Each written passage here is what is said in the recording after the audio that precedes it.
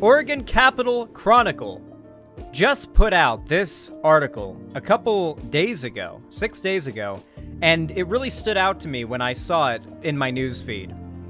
Oregon Right to Life, it's an organization, sues state over birth control abortion insurance mandate.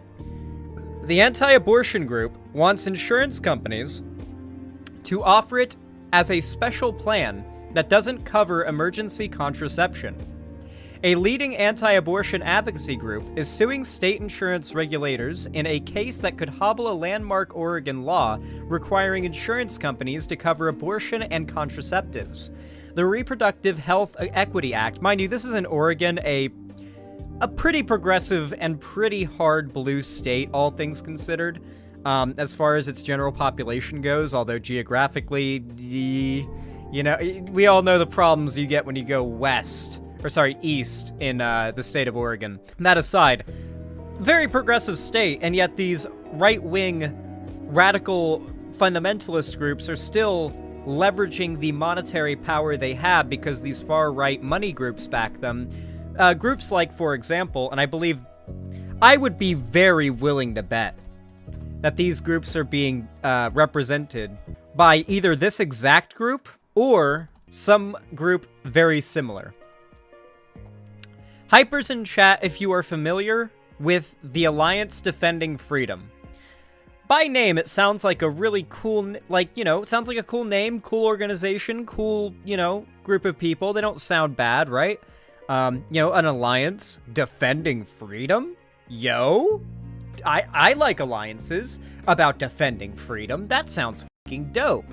In reality, the Alliance Defending Freedom, founded by some 30 leaders of the Christian right, the Alliance Defending Freedom is a legal advocacy and training group that supported the recriminalization of sexual acts between consenting LGBTQ adults in the U.S. and criminalization abroad, defends state-sanctioned sterilization of trans people abroad, contends that LGBTQ people are more likely to engage in pedophilia, something that back when this article was written was a radical position for conservatives to have, claimed that a homosexual agenda will destroy Christianity and society, another standard position for conservatives nowadays to have. The ADF also works to develop religious liberty legislation and case law that will allow the denial of goods and services to LGBTQ people on the basis of religion. Despite its regular defamation of LGBTQ people, the group has managed to win several special advisory status at the United Nations, in the European Union, and the Organization of American States. Since the election of President Trump, ADF, the Alliance Defending Freedom, has become one of the most influential groups informing the administration's attack on LGBTQ rights. They're a massive money think tank funded and run by lawyers whose whole job is to find cases where they can represent someone who's been, hurt by wokeness and, sue something that is woke or progressive and use their money and power to potentially win. It's pretty scary.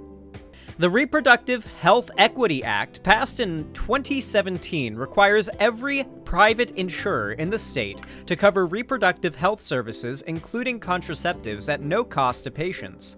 All but one insurer, Providence Health Plan, must also cover abortion services. The law allows insurers to offer plans that don't include abortion or contraceptive coverage to religious employers such as churches that will exist to instill religious values and primarily employ and serve people who share the employer's religious beliefs. Oregon Right to Life doesn't meet that definition of a religious employer, but it should be allowed an exemption, according to its 32-page complaint, filed Tuesday in the U.S. District Court in Eugene. As a pro-life advocate, ORTL seeks to have all that it says and does be consistent with its beliefs and pro-life message, the complaint said. This applies to employee health insurance coverage. ORTL believes that funding insurance coverage for abortion communicates a message contrary to its pro-life message. They're basically complaining about having to, provide health care and pay taxes that would go into paying for abortions and contraception. So they are suing the state. That is the point that the right is at in regards to contraception and abortions. They are spending money to sue states to try to take away your rights to access them. They are in danger. Your right to contraceptives? In danger. Your rights to abortion? In danger. Your rights to your kids having a free school lunch. If you end up not being able to get an abortion and you end up having a kid, also in danger. Because guess what? The right thinks that kids getting access to free school lunches, and I quote directly and word for word, might spoil kids. They're evil. They're demons. They're monsters. There's no humanity in these people. That is a direct quote, by the way. Do you want me to read that little article? We're doing a lot of, like, mini diversions from the main article we're responding to read other articles, but, you know, we're in a reading mood, so we're going to do a lot of reading here. Congress made school meals free for 2 years. Now Republicans don't want to extend the program. Prior to the pandemic, Jennifer Kapanis, who's in charge of food for a school district in rural Wisconsin, found herself doing something she hates, paying a debt collector. Every week, she'd find herself calling parents over debts their children racked up while buying a school lunch. Many parents who would qualify for free or reduced price meals never filled out applications for any number of personal reasons. While luckily, the district would never take away meals from students, Kapanis said, she would have to call parents and send out letters to get them to pay off debt they honestly cannot afford to pay, quote-unquote. The Kapanis isn't alone. Leah Boutko, a food service director in Massachusetts, says that there's about 20,000 in unpaid student debt every year in her district. Isn't it crazy to say student debt, but it's referencing, like, elementary schoolers? Like, literal first graders now have school debt. That's the state of America. Then the pandemic hit. In 2020, the government took several extraordinary measures to keep Americans financially afloat, from stimulus checks to enhanced unemployment benefits. Included in that were waivers making school lunches free for every K-12 student. The waivers meant that kids weren't going into school lunch debt or dealing with the shame of being on free or reduced price lunch, and that lunch providers could expand what food they were offering to their students. But Republicans are blocking the renewal of the waivers, spelling a potential end for the program on June 30th. In Kapanis' district, with meals now free, participation increased greatly. Same for Boutko, whose program used to feed about 40 kids a day. Now they're feeding at least 280 daily. The more kids they fed, the more reimbursement they get from the federal government. Kapanis' district was able to afford to feed our kids better and healthier, quote, buying local meat and fresh produce. They were able to staff up and replace equipment. Boutko has partnered with a local farm down the street to buy produce. Here it is. Here's a response to the claim. It's from 2021. A Wisconsin school district says students can become spoiled with free meals and opts out of Biden's free lunch program. Oh, they could just opt out? That's so cool.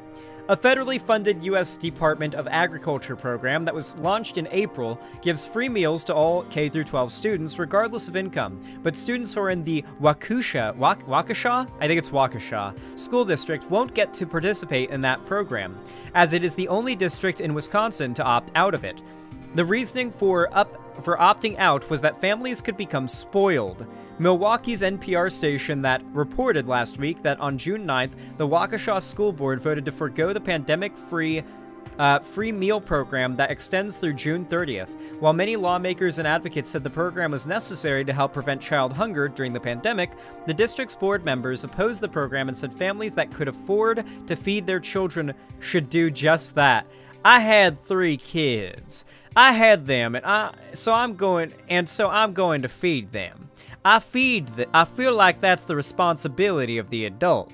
Karen Rashanek said, a board member said during a May meeting, I feel like this is a big problem, and it's really easy to get sucked into and become spoiled and think, it's not my problem anymore, it's everyone else's problem to feed my children. Genuinely fucking evil. Genuinely evil. Genuinely evil. Yeah, that was Wisconsin, yes. That was Waukesha, Wisconsin. Their school district opted out of Biden's free lunch program because they said the families would get spoiled. The kids and the families would get spoiled. Yes, that is real. That is what Republicans stand by and believe and fight for. And so if you ever think that they give a fuck about kids, then, well, I assure you, they don't give a fuck about them. It holds true about conservatives to this day because they fundamentally have not changed. That group of political thought attracts a certain type of demonic human being, lacking in like any experience or knowledge on the topics they form their political opinions around, or B, are truly so lacking in a basic moral compass that they allow themselves to, despite knowing otherwise, fall into conservatism. As defendant, the lawsuit names the Department of Consumer Business Services and its director, Andrew Stolfi, a department spokesman, said the agency is reviewing the complaint with its attorneys at the Department of Justice. Sean Lindsay, a former Republican state representative who now serves on the Oregon Government Ethics Commission, is the Oregon-based attorney who filed the complaint on behalf of Oregon Right to Life. The conservative BOP law firm, based in Indiana, serves as legal counsel for Oregon Right to Life and is seeking court approval to join the case, despite its attorneys not being licensed to practice law in Oregon. Oregon Right to Life specifically objects to 4 types of contraceptives, two morning after quote, pills that are intended to serve as a failsafe preventing the implantation of a fertilized egg in the uterus, and 2 types of intrauterine.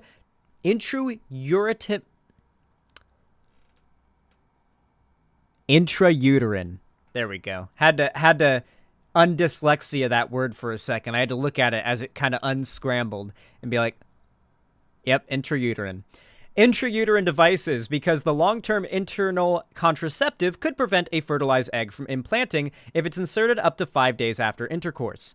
The organization believes that life begins the moment an egg is fertilized, so blocking that egg from implanting in the uterus is the same as abortion to them, which it opposes. That was the same objection at the heart of the 2014 U.S. Supreme Court case Burwell v. Hobby Lobby. Hobby Lobby? Yeah.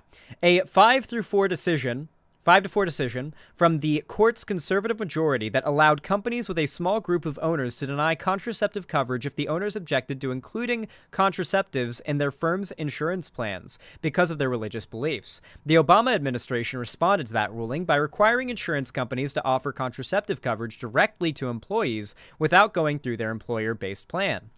The complaint indicates that Oregon Right to Life wants to change insurance companies. Its 8 employees now receive company-sponsored health insurance through Providence Health Plan, the only insurer in the state that doesn't cover abortion services except in the case of a severe threat to the mother or if the fetus won't survive. Providence does, however, cover contraceptives, including the ones Oregon Right to Life considers deadly to a fetus. Providence Health Plan is not suitable because it covers abortifacient. I've never heard that word before. That is a brand new word. It's probably made up by conservatives because this is a quote. Abortifacient contraceptives and abortion beyond imminent danger to the mother's life, the complaint said. Oh, so it is a made-up word. Okay, it's literally a quote from the conservative complaint. It is a made-up word. Cool. Oregon Right to Life also considers Providence Health Plan not suitable because Oregon Health and Science University isn't in network and because it has had steeper rate hikes than other insurers, and the complaint said. Employees also objected to other options such as faith-based medical cost-sharing groups as they want traditional health insurance. So essentially what's happening here is this organization is trying to sue the state so it does not force insurance companies to include contraceptive and abortion coverage in their plans by default. This is obviously the first step to taking the right to access to it overall away. We've seen that they're actively trying to do this in other states as well, particularly the red states where they're having the most success, but they're even trying to do it in the blue states. Living in a blue state will not protect you from this. The right has enough money and power and presence in the places in cities that have a lot of, money and power, all the rich people are, to have that influence. They can use that money to create influence, and influence goes a long way in politics. All it takes is a good lawsuit, and you can undemocratically take rights from people. A large swath of people. It's pretty scary that if you have enough money and you can afford good enough lawyers, you can literally leverage it to legally take away an entire group of people's rights. With all that said, the right is very obviously waging full-on war against your rights to access to contraception and your access to, in many cases, emergency abortions in the case of very serious medical issues. They like to spread a lot of misinformation about this, and that's what kind of gives it away.